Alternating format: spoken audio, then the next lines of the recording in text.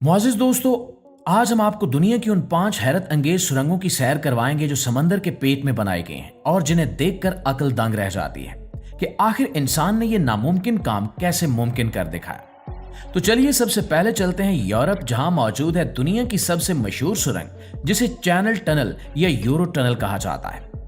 ये सुरंग बर्तानिया और फ्रांस को आपस में जोड़ती है।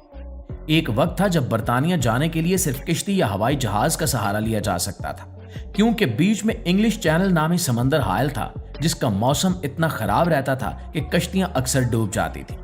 लेकिन फिर 1988 में इंजीनियर्स ने एक ऐसा फैसला किया जिसने दुनिया को हिला कर रख दिया।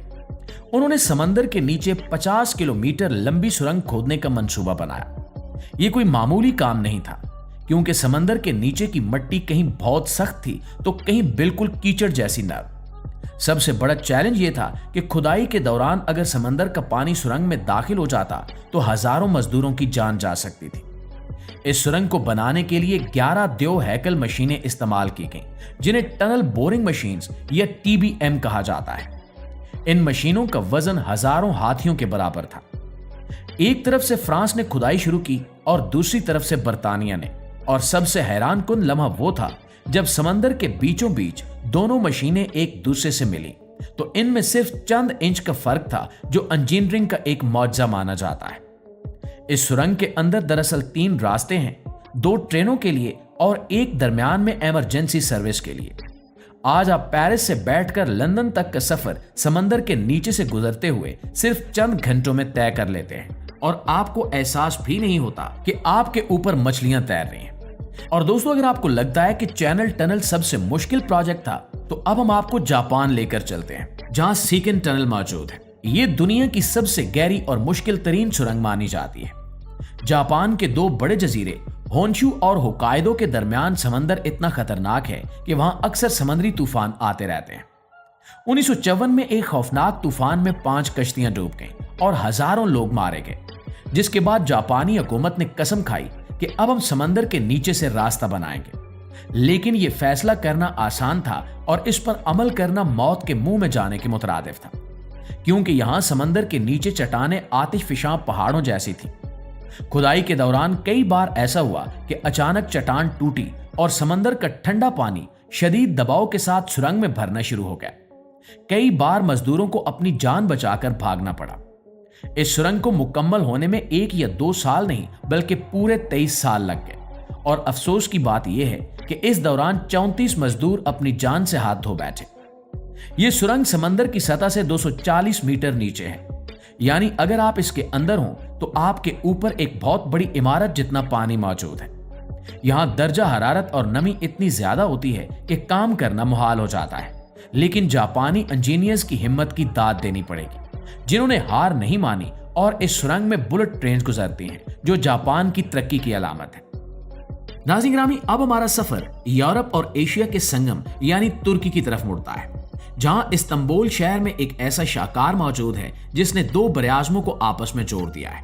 हम बात कर रहे हैं मरमारे टनल की। यह प्रोजेक्ट इसलिए भी खास है कि इसका ख्वाब 150 साल पहले उस्मानी सुल्तान अब्दुल मजीद ने देखा था, लेकिन उस वक्त टेक्नोलॉजी न होने की वजह से यह मुमकिन ना हो सका। फिर जदीद दौर में तैयब उर्दगान की हुकूमत ने इस ख्वाब को पूरा करने का बेड़ा उठाया।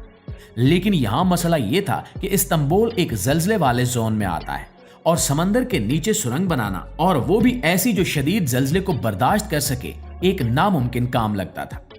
इसके लिए इंजीनियर्स ने एक बिल्कुल नई तकनीक इस्तेमाल की, जिसे मर्सर ट्यूब मेथड कहा जाता है।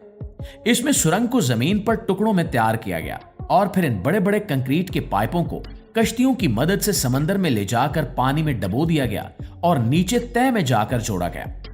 यह काम इतना नाजुक था कि अगर 1 इंच की गलती भी होती तो पानी अंदर आ सकता था। एक और दिलचस्प बात जो इस प्रोजेक्ट के दौरान हुई वो ये थी कि खुदाई के दौरान समंदर की तह से हजारों साल पुराने जहाज और तारीखी नवादरात मिलना शुरू हो गए, जिसकी वजह से काम को कई साल रोकना पड़ा ताकि इन तारीखी खजानों को महफूज किया जा सके। आज मरमारे टनल ना सिर्फ तुर्की बल्कि दुनिया भर के सयाहों के लिए एक अजूबा है, जहां आप चंद मिनटों में यूरोप से एशिया और एशिया से यूरोप जा सकते हैं। दोस्तों, अब कहानी में थोड़ा सा ट्विस्ट लाते हैं और चलते हैं डेनमार्क और स्वीडन के दरमियान जहां ओरिसन ब्रिज और टनल मौजूद है। ये दुनिया का वाहिद रास्ता है जो आधा पुल है और आधा सुरंग। जब आप डेनमार्क से स्वीडन की तरफ जाते हैं तो आप अपनी गाड़ी एक खूबसूरत पुल पर चला रहे होते हैं जो समंदर के ऊपर है, लेकिन अचानक वो पुल समंदर के बीच में खत्म हो जाता है और आपकी गाड़ी पानी के अंदर गायब हो जाती है। ये मंजर ड्रोन कैमरे से देखने पर ऐसा लगता है जैसे गाड़ियां समंदर में गिर रही हो, लेकिन दरअसल वो एक सुरंग में दाखिल हो रही होती है। अब सवाल ये पैदा होता है कि इंजीनियर्स ने ऐसा क्यों किया? वो पूरा पुल भी बना सकते थे। तो इसकी वजह यह थी कि करीबी डेनमार्क का एयरपोर्ट था। अगर वहां ऊंचा पुल बनाया जाता तो जहाजों को खतरा हो सकता था, और अगर सिर्फ सुरंग बनाई जाती तो खर्चा बहुत ज्यादा हो रहा था। इसलिए इन्होंने ये बीच का रास्ता निकाला, लेकिन इसके लिए इन्हें समंदर के बीच में एक मसनूई जजीरा बनाना पड़ा। यह जजीरा मिट्टी और चट्टानों से बनाया गया ताकि वहां पुल खत्म हो और सुरंग शुरू हो सके।